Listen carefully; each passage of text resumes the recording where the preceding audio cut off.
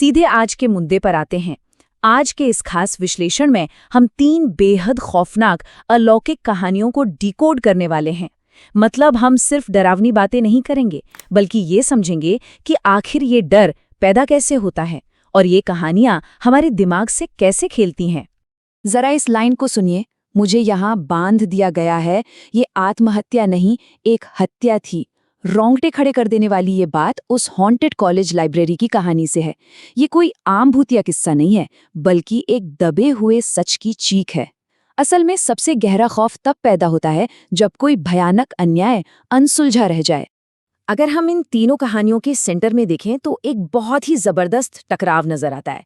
एक तरफ है हमारी आज की मॉडर्न और लॉजिकल दुनिया, जहां फुल चार्ज्ड स्मार्टफोन्स हैं, सख्त सरकारी अफसर हैं और कॉलेज के बेहद प्रैक्टिकल प्रिंसिपल्स हैं। लेकिन दूसरी तरफ एक ऐसी अलौकिक सच्चाई है जहां फोन की बैटरी अचानक जीरो हो जाती है, सदियों पुराने शैतानी पंथ सक्रिय हैं और अनसुलझी हत्याएं रहस्य बनी हुई हैं। ये मॉडर्न लॉजिक और उस अजेय प्राचीन खौफ का जो टकराव है ना, असली डर वहीं से जन्म लेता है। तो चलिए सबसे पहले बात करते हैं एनाटॉमी ऑफ अ हॉन्टिंग की, यानी इस खौफ का पूरा स्ट्रक्चर कैसा है। हमारे सोर्स मटेरियल के हिसाब से डर मुख्य रूप से 3 अलग-अलग तरीकों से सामने आता है। पहला, वो श्रापित जगहें जहां आत्माएं हमेशा के लिए कैद हैं।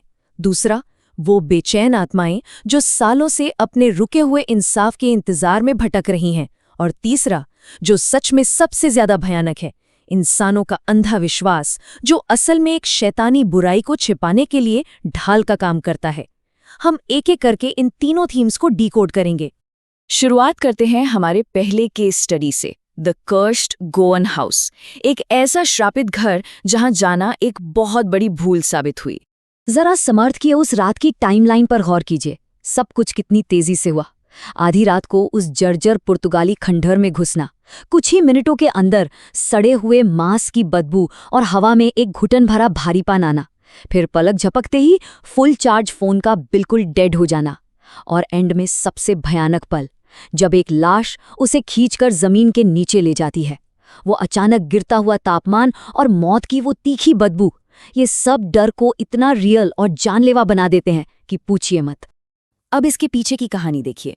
द मैलो भाइयों की पुरानी हिंसक दुश्मनी कभी खत्म ही नहीं हुई।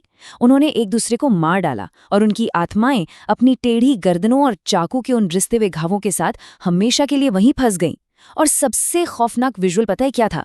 जब समर्थ ने कब्र में झांक कर देखा तो उस सड़ती हुई लाश का चेहरा खुद समर्थ का ही था। ये एकदम क्लियर दिखाता है कि पुरानी नफरत और दुश्मनी का अंधेरा किसी को भी निगल सकता है। ये एक ऐसा लूप है जो कभी टूटता नहीं। अब आगे बढ़ते हैं और बात करते हैं अनलॉकिंग द हॉन्टेड लाइब्रेरी की, एक ऐसा कॉलेज जो अपने ही अतीत के खौफ में जी रहा था। नंबर 12, पूरे 12 साल तक तीसरी मंजिल की उस लाइब्रेरी पर भारी ताला लटका रहा।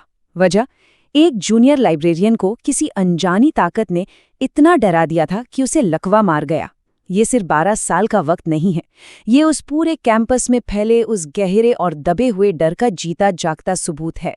जब डॉक्टर सिद्धार्थ ने अपने मॉडर्न पैरानॉर्मल टूल्स के साथ इन्वेस्टिगेशन की तो जो डेटा मिला वो सच में चौंकाने वाला था। बिना किसी इलेक्ट्रिकल वायरिंग के ईएमएफ मीटर का अचानक से एकदम हाई स्पाइक करना, फोन्स और फ्लैशलाइट्स के बैटरी का कुछ ही मिनटों में 20% से सीधा 0 पर आ जाना, और उस डिजिटल रिकॉर्डर में कैद हुई वो भयानक फुसफुसाहट, मुझे यहाँ बांधा गया है। ये साफ दिखाता है कि हमारी आधुनिक और तार्किक तकनीक इन अलौकिक ताकतों के सामने पूरी तरह से बेबस हो चुकी थी। तो इस खौफ का अंत कैसे हुआ? सत्यदेव बाबा का तरीका बहुत ही सिस्टमैटिक था। सबसे पहले दरवाजे पर नमक की एक प्रोटेक्टिव लाइन बनाना, फिर मोमबत्तियां जलाकर संस्कृत मंत्रों का उच्चारण करना। उसके बाद उस आत्मा से सीधा संपर्क किया गया और तब जाकर 20 साल पुराना एक खौफनाक सच बाहर आया। एक प्रोफेसर ने अपने जुर्म को छिपाने के लिए उस बेगुनाह को फंसाया था। मतलब ये महज कोई भूतों की कहानी नहीं थी, ये न्याय की एक अधूरी पुकार थी, जिसे रात के 2:30 बजे अंतिम संस्कार के जरिए आखिरकार शांति मिल ही गई। अब आते हैं अपनी आखिरी और सबसे इंटेंस कहानी पर, मोलक एंड ह्यूमन करप्शन। और याद रखिए, ये कहानी सिर्फ भूतों की नहीं, बल्कि इंसानी फितरत की सबसे डरावनी सच्चाई की है।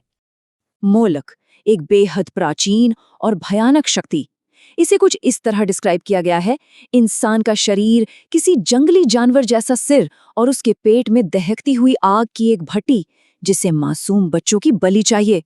अब आप खुद सोचिए, इस दानवीय कल्पना ने ही सूखे से परेशान और बेबस गांव वालों के मन में कितना गहरा अंधविश्वास और खौफ बैठा दिया होगा।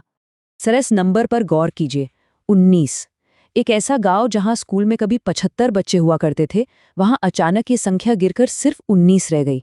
इसे एक डरावने स्टैटिस्टिक ने ही आखिर में बाहरी दुनिया का ध्यान खींचा, और तब सरकारी अफसर राकेश को लॉजिक और कानून के साथ उस सुनसान गांव में कदम रखना पड़ा। और फिर सामने आता है ये भयानक सच। ये कोई देवता नहीं, मैं शैतान का असली उत्तराधिकारी हूं। बस 7 साल और मैं अमर हो जाऊंगा। ये रोंगटे खड़े कर देने वाली बात उस पुजारी अघोरम की है। सूखे से गांव को बचाने के नाटक के पीछे असल में वो ताकत और अमर होने की अपनी डाक प्यास बुझा रहा था। ये साबित करता है कि असली राक्षस हमेशा कोई अदृश्य साया नहीं होता।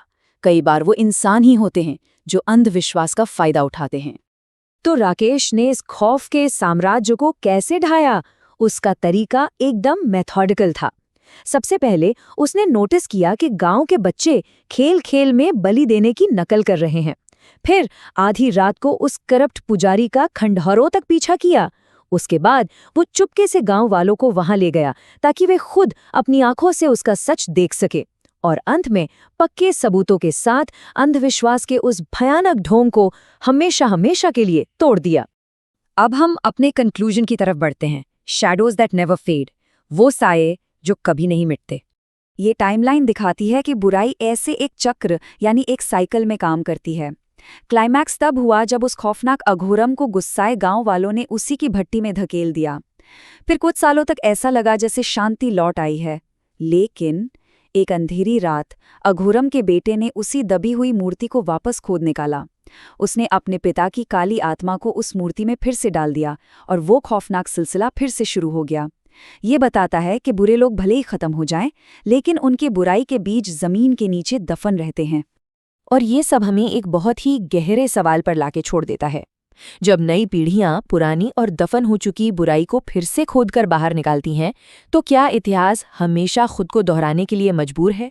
ये एक ऐसा सवाल है जो यकीनन इस विश्लेषण के खत्म होने के बाद भी हमारे और आपके दिमाग में गूंजता रहेगा, सोचने पर मजबूर करता है ना? ऐसे ही कहानी सुनने के लिए हमारे चैनल को सब्सक्राइब करें।